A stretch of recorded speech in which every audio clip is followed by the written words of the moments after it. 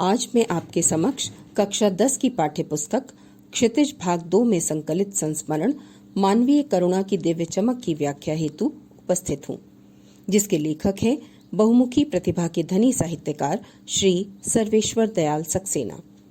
इनका जन्म सन 1927 में जिला बस्ती, उत्तर प्रदेश में हुआ और सन 1983 में इनका आकस्मिक निधन हो गया। प्रस्तुत संस्मरण बेल्जियम में जन्मे फादर कामिल बुल्के से संबंधित है।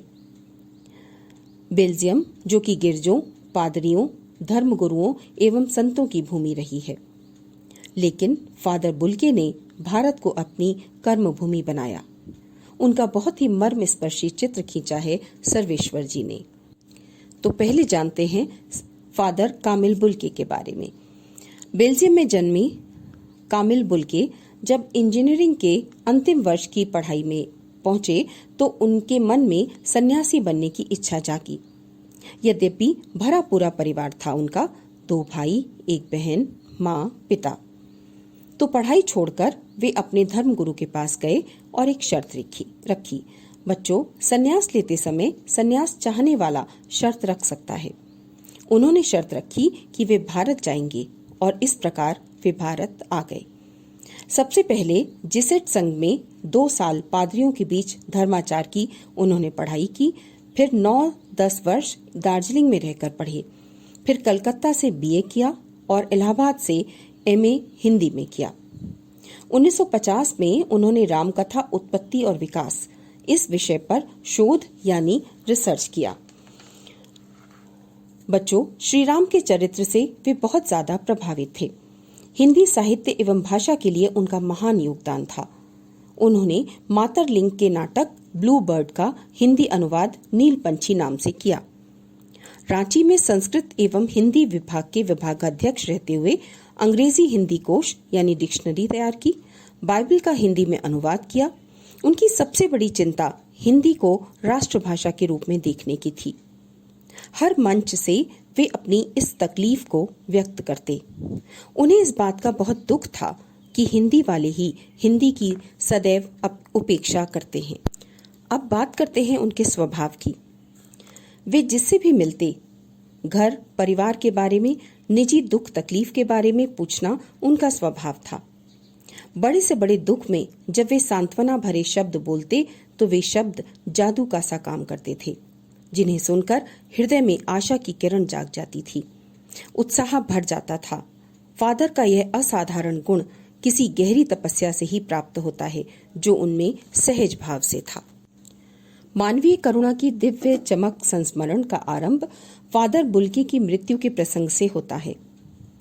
लेखक कहते हैं कि फादर को जहरबाद यानी गैंग्रीन, एक तरह का असाध्य जहरीला फोड़ा से नहीं मरना चाहिए, क्योंकि उनकी रगों में तो अमृत की मिठास के सिवा कुछ न था।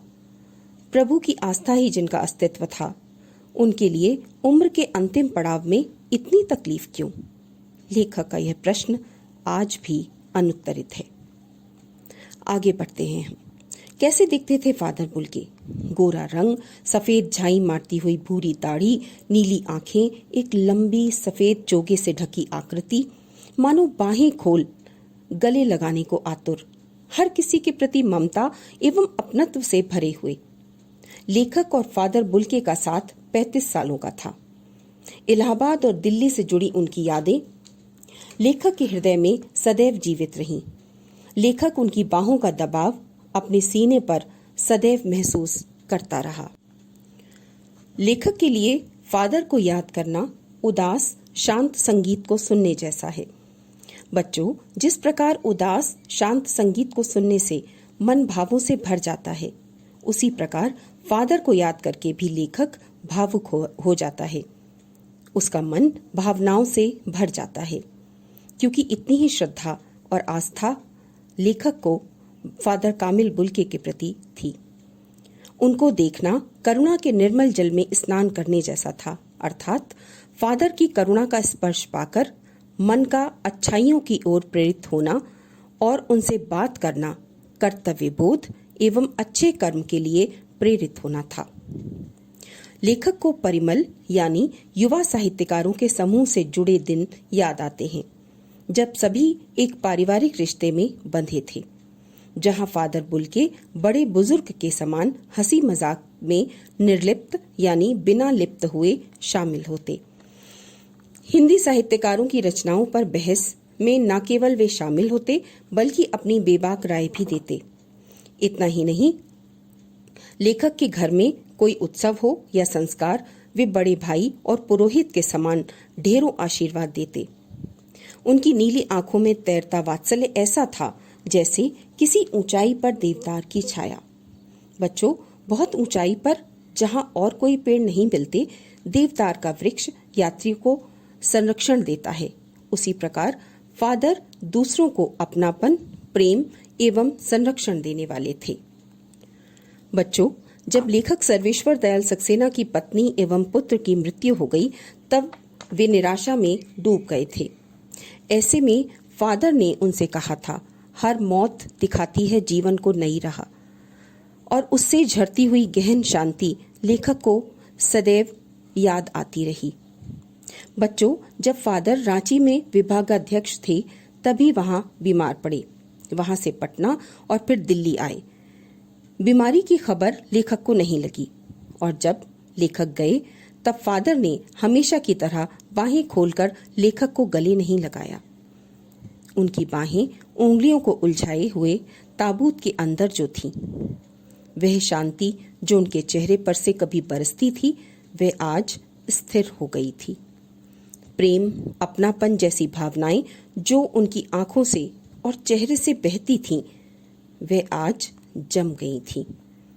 18 अगस्त 1982 की सुबह दिल्ली के कश्मीरी गेट के निकलसन कब्रगाह में हिंदी के छोटे बड़े अनेक लेखकों एवं उनके चाहने वाले अनगिनत लोगों के बीच धरती का यह लाल धरती में समा गया।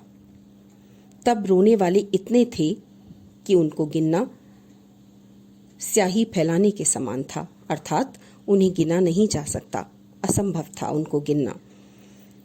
इस प्रकार फादर कामिल बुल्के का व्यक्तित्व सामान्य मनुष्यों से अधिक छायादार, फल फूल गंध से भरा वृक्ष के समान था, अर्थात दूसरों को संरक्षण, प्रेम, अपनत्व एवं अपार खुशियां देने वाला था, जो सबका होकर भी सबसे अलग था।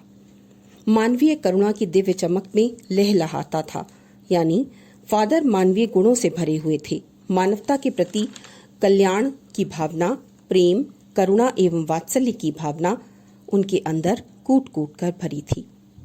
वे जिससे मिलते अपना बना लेते थे। अंत में लेखक ने फादर की यादों को यज्ञ की पवित्र अग्नि की आंच कहा, यानी जिस प्रकार यज्ञ की अग्नि का ताप पवित्रता की भावना से भर देता है, उसी प्रकार फादर की यादें भी पवित्रता के एहसास से उनके चाहने वालों को सदैव भरती रहेंगी। तो बच्चों, ऐसा असाधारण और अद्भुत चरित्र था फादर कामिल बुल्के का। बच्चों, फादर बुल्के के चरित्र के माध्यम से लेखक भारत की महानता जो फादर को यहाँ तक खींच लाई, अपनी मातृभाषा के प्रति दायित्व और गौरव का संदेश देना चाहते हैं। वे बताते हैं कि विदेश से आया एक महान व्यक्ति दया, करुणा, ममता का हमें पुनर्स्मरण कराता है, जिसे हम भारतीय भूल चुके हैं। और साथ ही जो फादर हिंदी को सम्मान दिलाने का प्रयास ही नहीं करते, हिंदी के गौरव के गीत भी गाते हैं, और हम भारतीय स्वयं हिंदी की उपेक्षा करते हैं। इस अर्थ में फादर कामिल बुल्के एक प्रेरणा पुरुष थे। बच्चों, आशा है ये पाठ आपको समझ आ गया होगा।